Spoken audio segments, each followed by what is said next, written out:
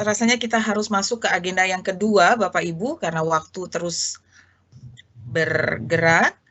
Agenda kedua kita akan menyimak bersama pemaparan draft exposure amandemen PSAK 73 sewa konsesi konsesi sewa terkait COVID-19 yang akan disampaikan oleh Bapak Severinus Indrawijaya mewakili DSAKIAI.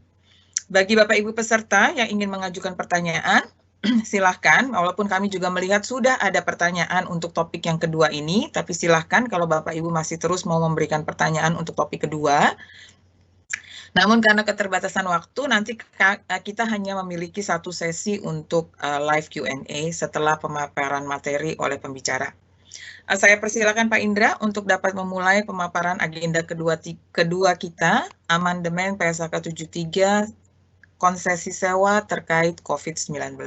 Silakan Pak Indra. Terima kasih Bu Mia. Bapak Ibu sekalian, kita menginjak ke sesi berikutnya soal amandemen draft exposure amandemen PSAK 73 ya, konsesi sewa terkait COVID-19. Jadi seperti kita tahu PSAK 73 baru berlaku mandatory efektif tahun ini, sudah ada amandemen ya, draft exposure untuk amandemen, dan ini agak unusual. Kenapa? Karena cepat prosesnya, dan sebenarnya per sekarang secara IFRS pun belum disahkan sebagai amandemen Bapak Ibu. Jadi ini adalah proposalnya ISB. ISB sekarang sedang membahasnya, belum final, tetapi DSAKIAI memutuskan perlu untuk segera mengeluarkan exposure draft serupa. Jadi secara konten sebenarnya exposure draft ini secara konten teknis sama dengan yang diusulkan ISB dalam exposure draftnya atas amandemen IFRS 16 untuk topik serupa. Ke slide berikutnya. Ini sama seperti tadi sebagai caveat. Jadi sebelum kita mulai materi presentasi ini untuk pemaparan saja, posisi DSAKIAI akan dibahas setelah melalui due process procedures. Ke slide berikutnya, apa kira-kira konten dari proposal di draft exposure amandemen PSAK 73 ini? Ya, seperti kita ketahui, salah satu dampak dari pandemi COVID ini bisa jadi yang terjadi adalah lessor atau pesewa itu memberikan konsesi kepada lessee atau penyewa. Konsesinya bisa berupa pengurangan atau mungkin penundaan pembayaran sewa sebagai konsesi dari pesewa atau lessor kepada lessee, penyewa. Nah, pertanyaannya adalah konsesi ini diberikan mungkin akibat dampak langsung atau terkait langsung konsekuensi langsung dari pandemi COVID-19. Pertanyaannya adalah apakah ada ketentuan khusus untuk perlakuan akuntansi untuk transaksi ini? Bagaimana penyewa atau lessee mencatat transaksi ini atas perubahan seperti ini gitu ya? Apakah sudah ada guidance-nya? Sebenarnya sudah ada di PSAK 73. Di PSAK 73 seperti Bapak Ibu ketahui ada prinsip soal apa yang disebut sebagai modifikasi sewa ya, atau lease modification dalam IFRS 16. Singkat kata, kalau itu memenuhi kriteria modifikasi sewa, apa itu modifikasi sewa? Kalau ada perubahan atas scope atau ruang lingkup sewa, atau ada perubahan atas imbalan atau consideration atau pembayaran atas sewa yang tidak tercakup dalam ketentuan awal dari perjanjian sewa. Ya, sekarang pertanyaannya ada konsesinya berupa perubahan pembayaran. Ya, tadi kan salah satu definisinya tadi ya, ada perubahan imbalan atau pembayaran. Pertanyaannya adalah apakah hal seperti ini itu sudah ada dalam klausul kontrak sewa yang awal? Kita tahu mungkin kita kenal dengan istilah force majeure ya. Pertanyaannya adalah kalau misalnya di kontrak sewa itu ada klausul force majeure atau kejadian kahar gitu ya, dan kalau pandemi COVID-19 ini dianggap sebagai force majeure, pertanyaannya jadi dampak ini itu masuk definisi modifikasi sewa atau tidak? Karena modifikasi sewa itu batasnya adalah jika tidak di-envision atau tidak ada dalam ketentuan awal. Kalau ketentuan awal itu sudah mencakup klausul force majeure dan somehow some way force majeure ini mencakup juga pandemi misalnya, apakah itu modifikasi sewa atau bukan? Nah, singkat cerita adalah kalau menerapkan prinsip yang sekarang ada di IFRS 16 dari sisi penyewa atau lessee, maka mungkin ada kesulitan secara praktis. Gimana kalau penyewa atau lessee itu punya ribuan kontrak sewa? Bagaimana mengartikan atau menganalisisnya satu persatu dan dampaknya sangat cepat terjadi akibat COVID-19 ini gitu ya. Nah, jadi apa usulannya? Usulannya adalah untuk memberikan kemudahan sebenarnya. Kalau mengikuti prinsip pokok yang ada di PSAK 73, maka seharusnya dianalisis apakah ini modifikasi sewa atau bukan. Apa yang terjadi kalau itu memenuhi kriteria modifikasi sewa, maka penyewa atau lesi harus menghitung ulang liabilitasnya sekarang, ya, menggunakan tingkat diskonto yang baru pada saat terjadinya modifikasi tadi, dan mengakui selisihnya itu dengan melakukan penyesuaian atau adjustment atas nilai aset hak guna atau right of use asset. Jadi kalau pembayaran turun akibat konsesi, maka kalau itu merupakan modifikasi sewa, apa yang terjadi? Liabilitas diukur ulang dengan tingkat diskonto yang sekarang, adjustment-nya adalah ke aset, right of use asset, sehingga tidak ada dampak langsung ke laba rugi pada saat tanggal modifikasi. Itu prinsip umum yang ada di PSAK 73. Tetapi melakukan hal ini bisa jadi cukup rumit. Kenapa? Seperti tadi pertanyaannya adalah, apakah ini merupakan force majeure atau bukan? Apakah di kontrak sewa ada klausul force majeure atau bukan? Dan seterusnya, dan seterusnya. Karena permasalahan praktis tadi, yang mungkin di lapangan akan menimbulkan banyak kesulitan bagi penyewa, maka usulan ISB yang diadopsi juga di amandemen PSAK 73 ini adalah untuk memberikan kemudahan, dan kemudahan ini hanya berlaku untuk penyewa. Per posisi draft sekarang hanya berlaku untuk penyewa atau lesi, bukan untuk pesewa. Pesewa atau lesor dianggap sudah ini merupakan bisnis utamanya, dan bahwa akuntansi untuk lesor itu tidak ada perubahan antara PSAK 73 dan PSAK 30, hanya carry over accounting-nya, sehingga diharapkan sudah bisa melakukan analisis tanpa perlu diberikan kemudahan untuk pesewa. Jadi ini proposalnya hanya untuk penyewa atau hanya untuk lesi. Ke slide berikutnya. Apa proposalnya? Jadi proposalnya adalah ke slide berikutnya, di 2 paragraf ini terutama. Proposalnya berupa opsi. Jadi tidak lagi diharuskan, khusus untuk dampak langsung dari pandemi COVID-19 ini, kalau menerima konsesi sewa, misalnya penurunan pembayaran dan seterusnya, maka tidak diharuskan untuk melakukan analisis mengenai modifikasi sewa tadi. Tidak harus, ya. Artinya ada opsi untuk melakukan accounting treatment seperti halnya yang berlaku untuk pembayaran sewa variabel. Jadi kalau saya dulu bayar 1.000, sekarang berubah jadi 900, dan kalau ini tidak dianggap sebagai modifikasi sewa, maka saya bisa melakukan pelakuan akuntansi atas pembayaran sewa variabel. Apa yang terjadi? Karena utang saya berkurang dari 1.900, liabilitas saya juga akan diturunkan nilainya, tapi saya tidak perlu mengukur ulang menggunakan tingkat diskonto yang baru, gitu ya, per tanggal ini. Dan yang kedua, dampaknya langsung diakuin ke laba rugi. Berbeda dengan cara modifikasi sewa tadi yang diakui sebagai aset. Jadi diberikan opsi, kalau ini merupakan dampak langsung, konsesi sewa ini merupakan dampak langsung akibat pandemi COVID-19, diberikan opsi penyewa boleh depart, ya, boleh melakukan departure dari existing requirement atas modifikasi sewa dan memperlakukannya sebagaimana halnya perlakuan untuk pembayaran sewa variabel. Nah, tapi ada syaratnya. Syaratnya apa? 1, harus terkait langsung, merupakan akibat langsung dari COVID-19. Imbalan atau pembayaran sewanya itu secara substansial sama atau kurang dari imbalan sewa sesaat sebelum terjadinya perubahan akibat konsesi ini. Yang pertama. Yang kedua, pengurangan pembayaran sewa hanya mempengaruhi jumlah yang originally due in 2020. Ya, pembayaran yang jatuh tempo awalnya di 2020. Dan yang ketiga, tidak ada perubahan substantif atas terms and condition dari kontrak sewa yang lainnya. Nah, ketiga syarat ini harus terpenuhi untuk bisa memenuhi atau menggunakan practical expedient atau kemudahan ini. Kapan berlaku? Kita ke slide berikutnya. Usulannya adalah, karena ini sifatnya cepat, ya, usulannya adalah berlaku untuk periode pelaporan tahunan yang dimulai pada atau setelah 1 Juni 2020, namun penerapan dini diizinkan.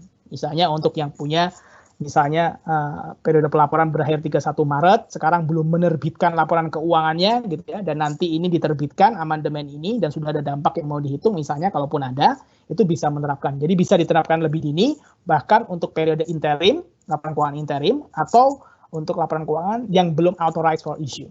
Yang kedua, diterapkan secara retrospektif, tetapi tidak diharuskan melakukan penyajian kembali atau restatement atas dampak kumulatif sebelumnya, tetapi disesuaikan ke saldo laba pada saat tanggal penerapan pertama kali. Nah, kira-kira sebenarnya proposalnya seperti itu saja. Ke slide berikutnya. Jadi pertanyaannya adalah sebenarnya, apakah Bapak Ibu setuju dengan usulan tadi di paragraf 46A dan 46B untuk memberikan opsi, ini sifatnya opsi, kemudahan, untuk tidak mencatat sebagai modifikasi sewa dengan persyaratan yang sudah diatur di paragraf 46B poin A, B, dan C tadi, itu satu. Dan yang kedua, apakah setuju dengan ketentuan transisi dan usulan mengenai tanggal efektif. yang dibahas di paragraf C01 dan C02A gitu ya.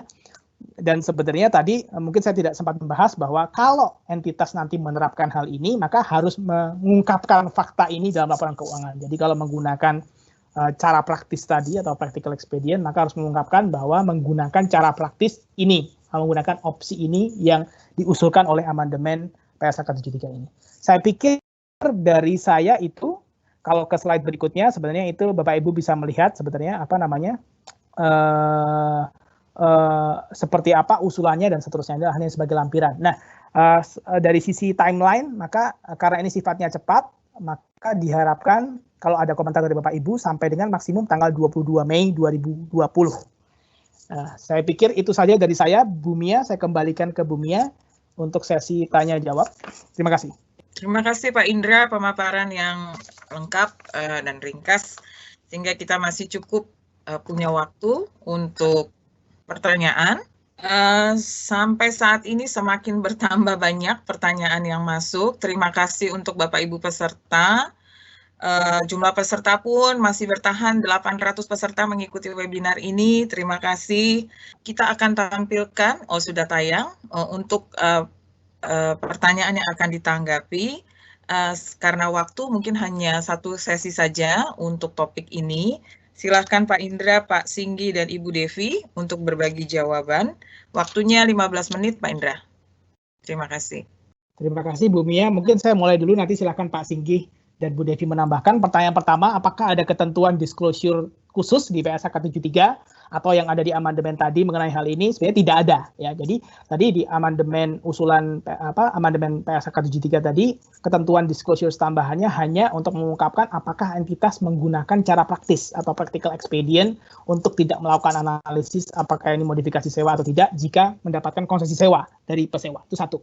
Tapi kita ingat bahwa di paragraf 53 PSAK 73 sebenarnya ada ketentuan yang mengatur soal pengungkapan atas beban yang terkait dengan pembayaran sewa variabel. Dengan kata lain, sebenarnya kalau tadi entitas menerapkan cara praktis, ya, dengan kata lain memperlakukannya sebagai pembayaran sewa variabel, maka entitas perlu mengikuti ketentuan pengungkapan yang ada di paragraf 53E terkait beban yang terkait dengan pembayaran sewa variabel.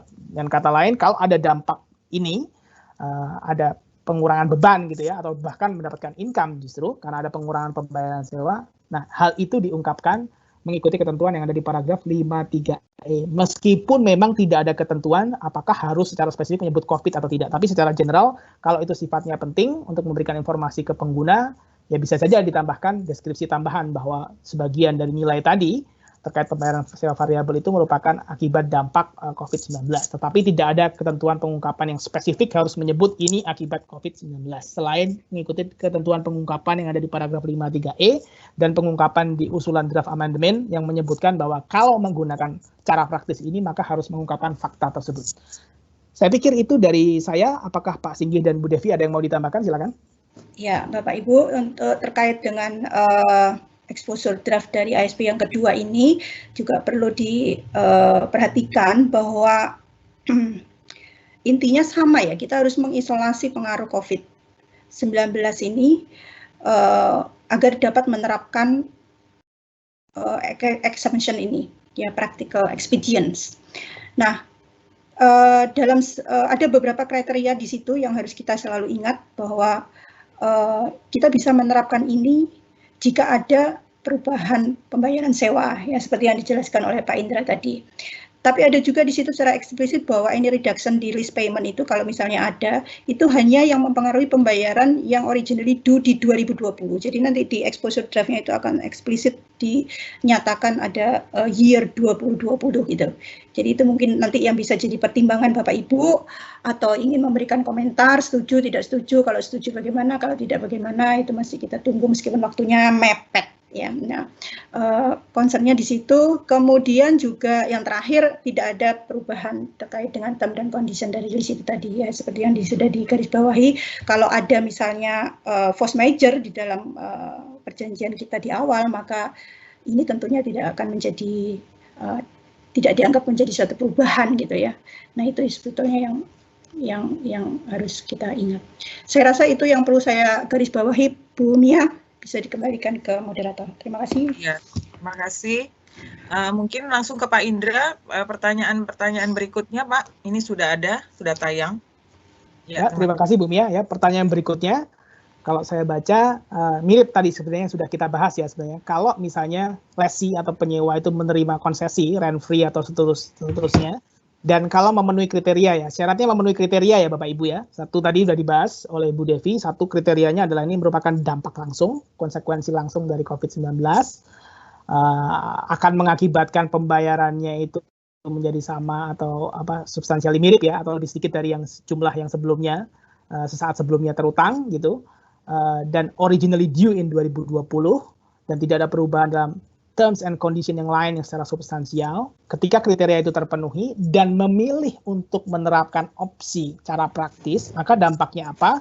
Maka akan dicatat dengan cara pembayaran sewa variabel. Apa yang terjadi? Liabilitas akan berkurang ya. Dari sisi liabilitas sebenarnya sama, mau pakai cara modifikasi sewa, mau pakai cara praktis ini sebenarnya dampaknya sama terhadap liabilitas. Yakni liabilitasnya akan berkurang, mohon maaf ya.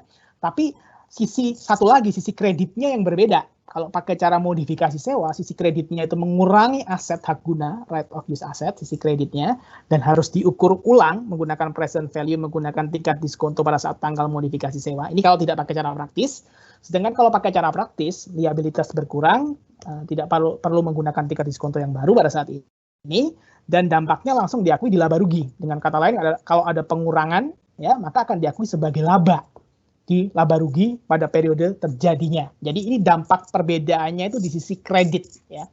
Sehingga perlu dipahami bahwa bagi mereka yang menerapkan practical expedient ini dampaknya langsung ke profit or loss, sedangkan bagi mereka yang tidak menerapkan practical expedient ini tetapi memilih pakai cara yang sebelumnya ada ya, pakai cara analisis modifikasi sewa, dan kalau ini merupakan modifikasi sewa, tidak ada dampak langsung seketika pada saat terjadinya, tapi dampaknya adalah pengurangan depresiasi nantinya. Kenapa? Karena nilai asetnya akan diturunkan. Nah, sehingga perbedaan lainnya adalah meskipun dampak liabilitasnya itu kurang lebih sama, baik pakai cara praktis maupun cara yang umum, dan pola laba ruginya berbeda dalam periode tersebut, dampak lain adalah kalau menerapkan cara praktis ini, maka perlu dianalisis apakah aset hak gunanya tadi itu mengalami indikasi penurunan nilai atau impairment, ya. Kalau pertanyaannya adalah kenapa sampai bisa diberikan konsesi sewa nih? Saya peritel menyewa bangunan ke pemilik bangunan, sekarang tidak bisa jualan karena pandemi ini, gitu ya.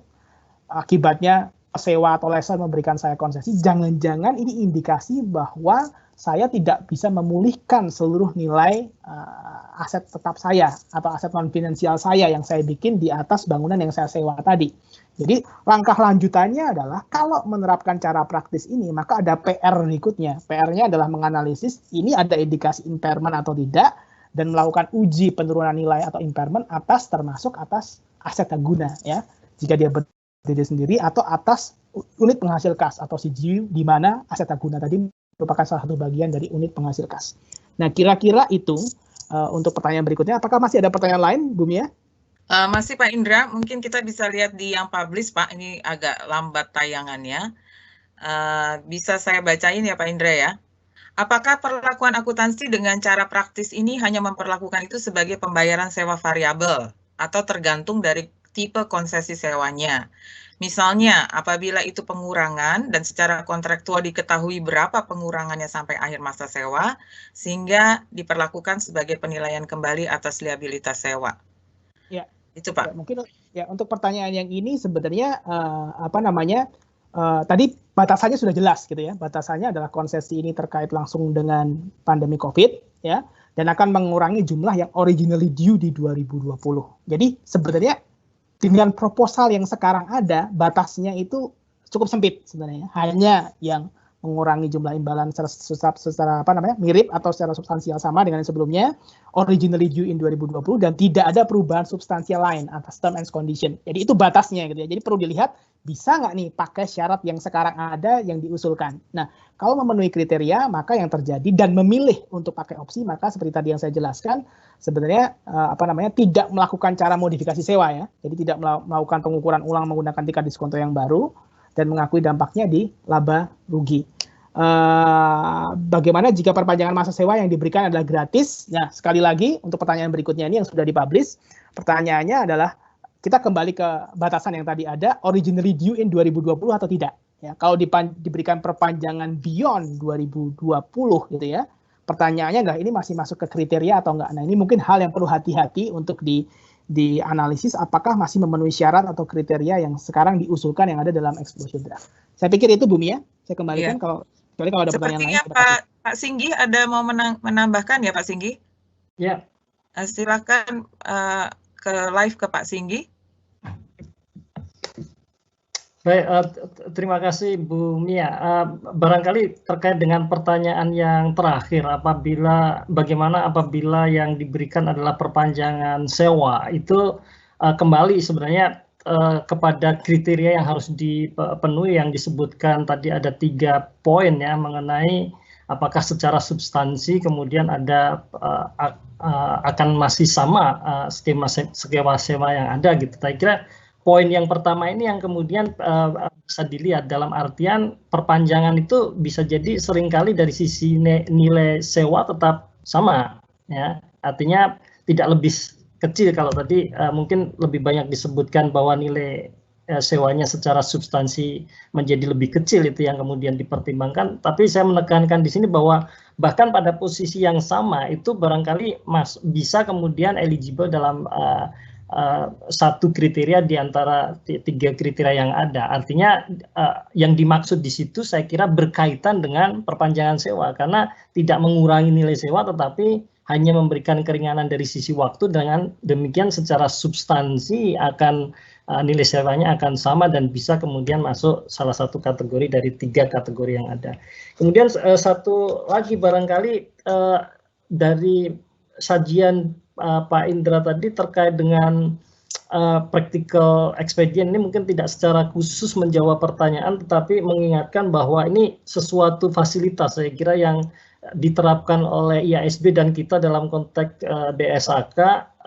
Kalau ini nanti sudah di draft ekspornya sudah kemudian mendapat persetujuan, yaitu ini dibuat dalam konteks bahwa PSAK 73 ini baru saja diterapkan per 1 Januari 2020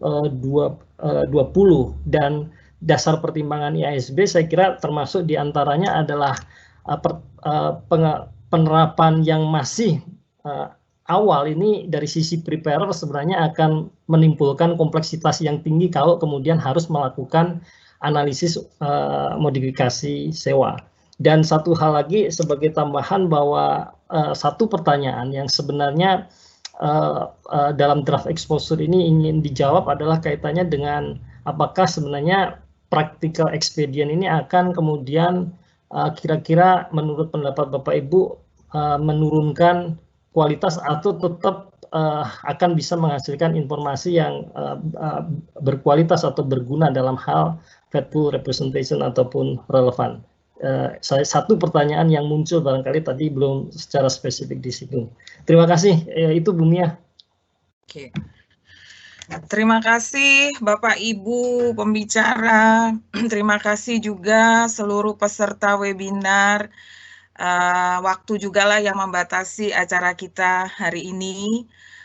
Jangan lupa deadline, kami masih menunggu tanggapan dari Bapak Ibu untuk draft exposure amandemen PSAK 73 ini paling lambat seperti sudah disampaikan Pak Indra 22 Mei 2020 Bapak Ibu, agar kita bisa segera berlaku efektif sesuai dengan tanggal efektifnya ASB yaitu 1 Juni 2020.